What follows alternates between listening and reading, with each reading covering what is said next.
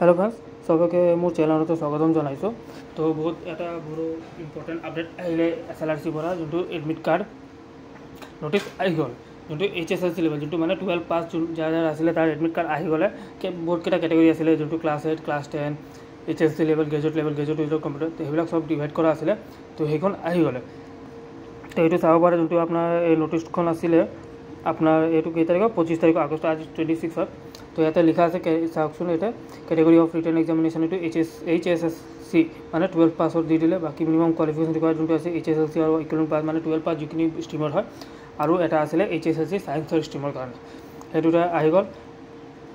date and টাইমৰ এক্সামটো দিলে ইয়াতে 15 সেপ্টেম্বৰ 2024 যোনটো সানডে দিনা হয় 10:30 পৰা 1:30 PM তাৰপিছত ইয়াতে চাব পাৰে ইয়াতে কেনেকৈ ডাউনলোড কৰিব কি কৰিব লাগে এটা দিয়া আছে it is here by inform that candidates who have apply for this post can download there admit card written examination log in to website ইয়াতে দুটা ওয়েবসাইটও দিয়া আছে যোনটো চাব পাৰে www.assam.government.in আৰু এটা আছে আপোনাৰ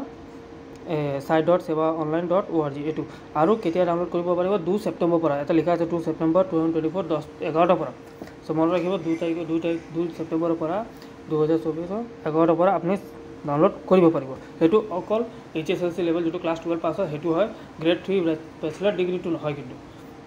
হেতু আকৌ আহিব এক্সামৰ 20 দিন বা 25 দিন পিছত মানে নেক্সট উইকত আহিব পাৰে আৰু এটা যদি কিবা আপোনাৰ এডমিট কাৰ্ডৰ প্ৰবলেম পাই আছে বা ডাউনলোড কৰিব পৰা নাই কিবা ভুল আছে তো হেতু আপনি কন্টাক্ট কৰিব পাৰিব টেকনিক্যাল সাপোৰ্টৰ নাম্বাৰটো দিয়া আছে বাকি ইয়াতে লিখা আছে চাও date and time for the written examination for the other categories of post shall be notified in due course মানে যোনটো বাকি আছে এখনো আপোনাক জনাই দিব নেক্সট 3-4 দিন পিছতে জনাই দিব সো আশা কৰো আপোনাৰ ভিডিওটো ভাল লাগিছে ভিডিও ভাল লাগিলে আপনি সাবস্ক্ৰাইব কৰিব আৰু যদি কিবা আপোনাৰ সুধিব লগা হৈছে তো আপনি কমেন্ট কৰি জনাই দিব থ্যাংক ইউ এভৰিওয়ান